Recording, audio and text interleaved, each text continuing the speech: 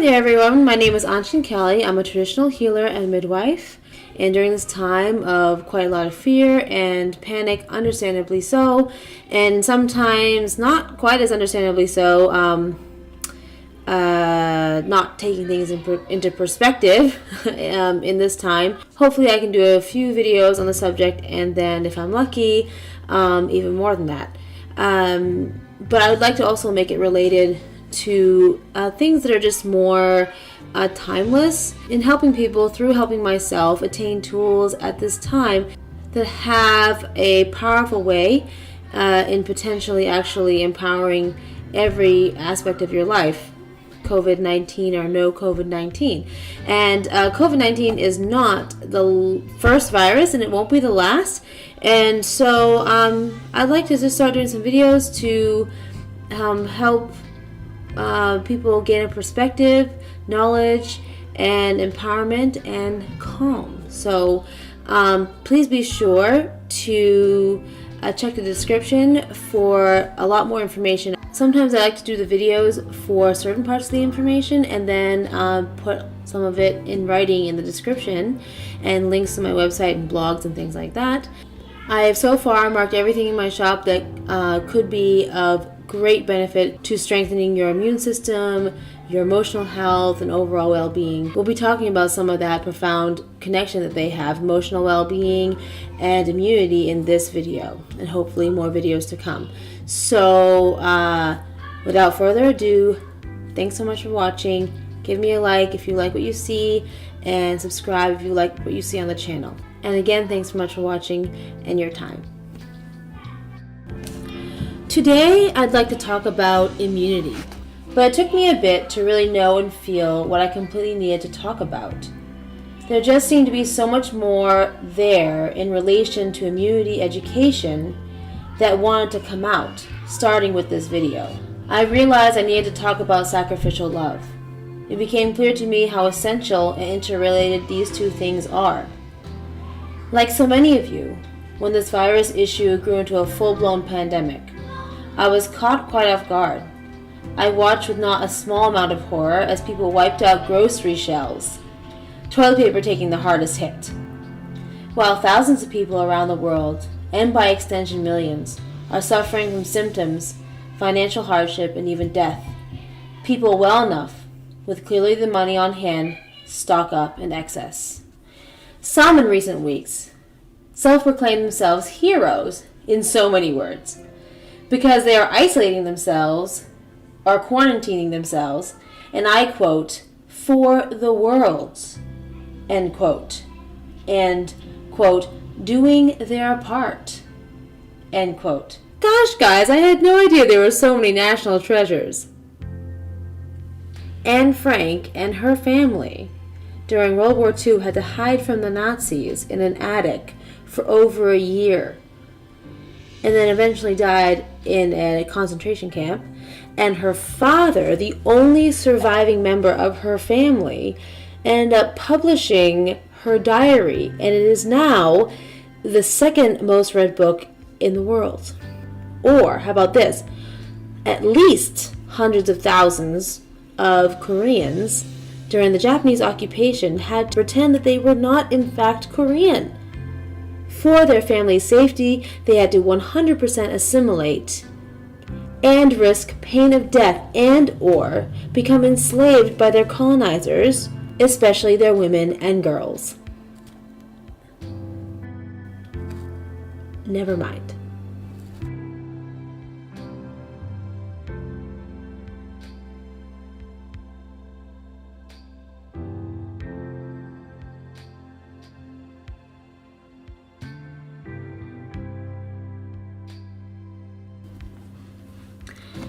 I've been thinking about this. Why toilet paper?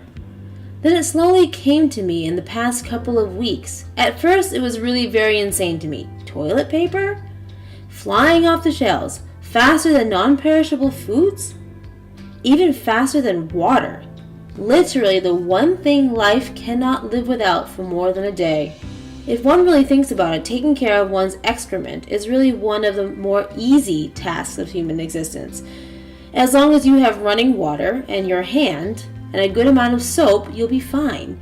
If you have no running water, well then your problems are actually a lot bigger than COVID-19. Huge sections of the non-Western world, if not most of the non-Western world, doesn't rely on toilet paper. They use mostly squat toilets, water, soap, and their hand. Many cultures actually designate their left hand only for these things.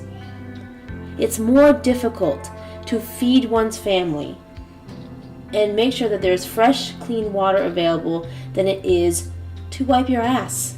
After all this reflection, I realized there's one very simple answer.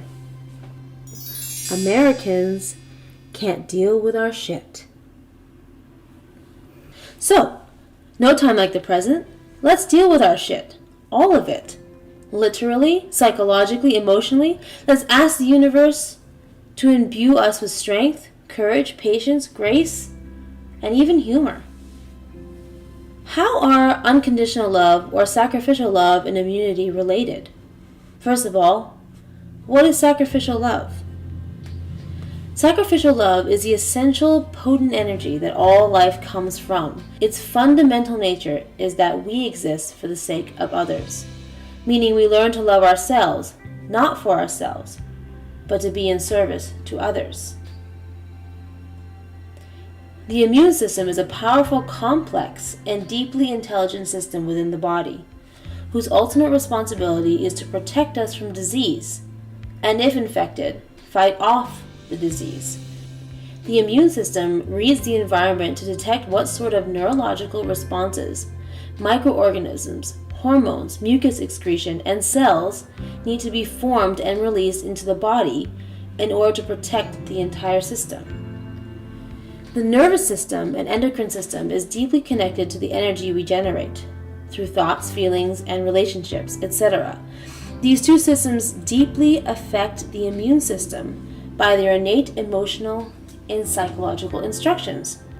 Stress responses put the nervous system into emergency mode, and that triggers the hormones to release adrenaline and cortisol, for example. Basically, letting the body know we need to supposedly get up and run from that bear. Believe it or not, let's get educated here, because knowledge is power. All these stress responses suppress the immune system, sometimes severely, depending on how severe they are in the first place, weakening the entire body and making it susceptible to disease. Living into the ego's panic and natural self-preservation response in such an unbridled way sends our whole systems into a deeply weakened state.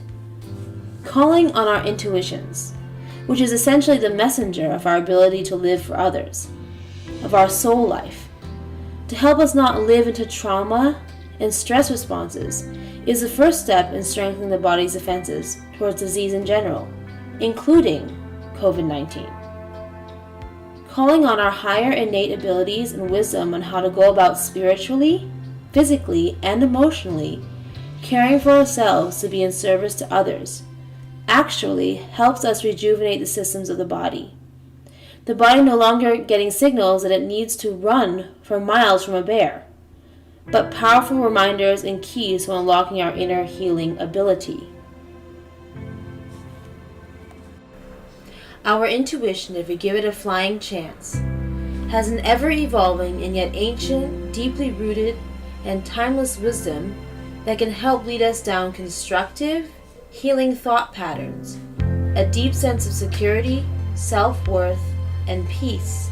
It also has this powerful ability to help us navigate our physical health through our diets, and if we so choose, growing knowledge of the ancient traditional healing arts that are time-tested and derived from the Earth Mother we are born from and live on.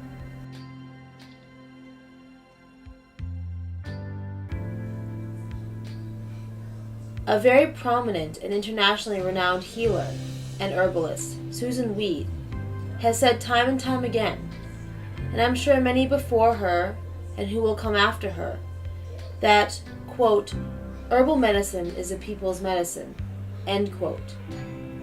It has this deeply powerful and timeless way of over and over again, if we just make space for it in our lives, taking our spiritual, physical, psychological, and mental health out of the hands of a few elite, and planting it firmly back into the hands of their rightful owners, us, you and me.